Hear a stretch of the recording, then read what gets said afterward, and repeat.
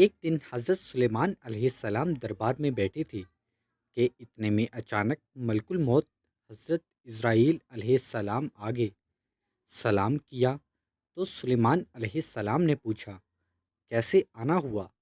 تو حضرت اسرائیل علیہ السلام نے فرمایا کچھ نہیں، بس ویسے ہی آیا تھا، اور اٹھ کر چلے گئے۔ دربار میں موجود ایک وزیر کافی گھبرایا ہوا دکھائی دے رہا تھا۔ کہا سلیمان علیہ السلام یہ کون تھا؟ فرمایا کہ یہ ملک الموت حضرت اسرائیل علیہ السلام تھے۔ وزیر نے کہا کہ جب وہ آئے تو مجھے غصے سے دیکھا، اور جب جا رہے تھے تو مزید غصے سے دیکھا۔ مجھے ڈر لگ رہا ہے، میں اپنی بہن کے پاس جانا چاہتا ہوں۔ فرمایا کہاں ہے آپ کی بہن؟ وزیر بولے فلاں جزیرے میں۔ سلیمان علیہ السلام نے فرمایا وہاں تو گھوڑا تیز رفتار سے جائے تو 6 رات اور 6 دن کا سفر ہے۔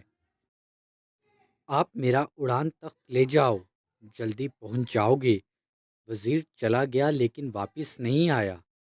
کچھ دن بعد حضرت اسرائیل علیہ السلام پھر تشریف لے آئے تو سلیمان علیہ السلام نے اس دن والی بات کا ذکر کیا تو حضرت اسرائیل علیہ السلام نے فرمایا کہ اس وزیر کا انتظار میں فلاں جزیرے پر کر رہا تھا، کیونکہ اس کی روح قبض کرنے کا حکم اس جزیرے پر تھا، لیکن جب میں نے دنیا پر نظر ڈالی تو وہ یہاں آپ کے پاس بیٹھا تھا، تو مجھے یہاں آنا اس لیے پڑا کیونکہ راستہ 6 دن اور رات کا سفر کا تھا، اور اس کے پاس تو چند ہی وقت تھا۔